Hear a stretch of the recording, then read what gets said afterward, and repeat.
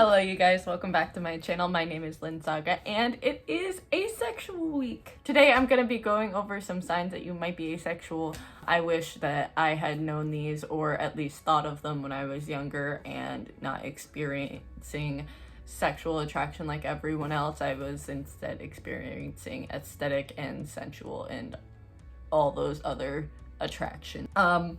So yeah, let's get into the video. So the first one I want to talk about is the lack or not being super interested in intimacy. This was something that I experienced. Even though I am a very tactile person, I wasn't ever really interested in sex, and I didn't understand that that was something that people wanted. Growing up in our society, of course, that I saw people in TV shows and that kind of stuff. I remember watching Friends as a little kid and just thinking sex was two people being in bed without their clothes on, and that was it. And I was just like, oh, that's what adults do. And by the time I got to be a teenager, I was like, oh, is that still something adults do? I'm not sure. Am I gonna have to do that? Like, what's going on here? I am relatively sex repulsed, so it depends on the day. But yeah, not experiencing the wanting of that kind of intimacy or feeling a connection like that is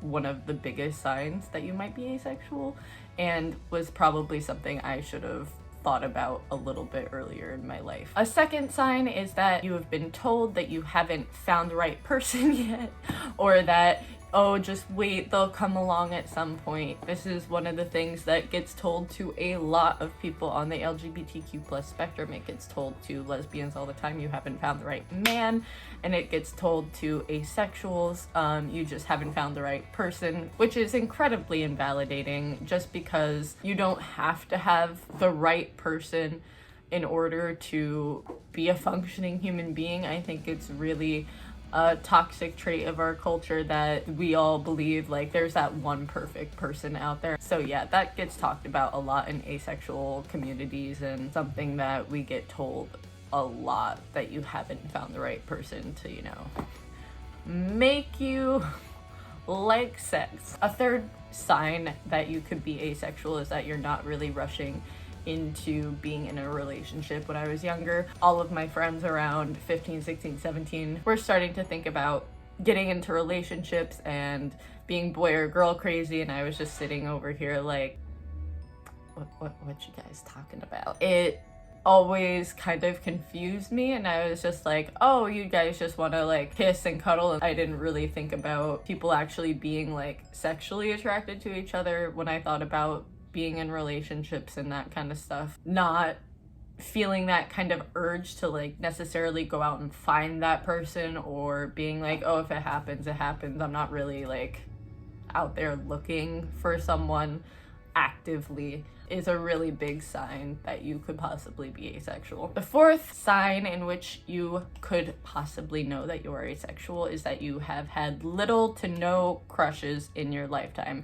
I myself have had about 2 or 3 crushes in my life, mostly on friends. It's very awkward, and it's just like, please stop this. But if you don't feel those feelings for people, or if it is more of like a romantic thing or a aesthetic thing, which are called in the asexual community squishes, when you are having a crush but it's not a sexual crush. It's something that like I thought about a lot as a kid. I remember my sister and one of our friends at the time, they both had crushes, and I literally picked this boy in my church to just be like, yeah, I got a crush on him because my sister and a friend both have crushes. I don't want to feel left out, so hey bro. He's actually a really sweet kid, so like I didn't mind pretending that I had a crush on him for my sister and my friend, but I'm also just like,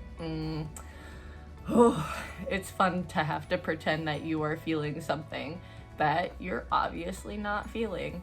And I just remember trying to like act like I had a crush. I was like, yeah, I like his shirt that he wears. So yeah, not having crushes, or having only a few crushes in your life, and especially at like 23, the amount of people that my friends have had crushes on versus the amount of people that I've had crushes on is like a wide margin.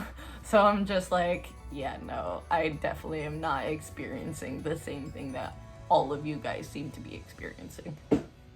So this is the sign that should have tipped me off that I was on the asexual spectrum. The difference between aesthetic attraction and sexual attraction. A lot of people who are asexual can confuse aesthetic attraction, sensual attraction, emotional attraction, platonic attraction for sexual attraction, and I know that I definitely did that. I would have people that I would be like, oh, I think I'm sexually attracted to them, and it just turned out that I liked how they looked, but I would never actually, you know, be like, hey, I'll have sex with you. Or I just really deeply wanted to be their friend, and I was like, oh, that means that like I want some sort of relationship with them, which wasn't true. I just wanted to be their friend.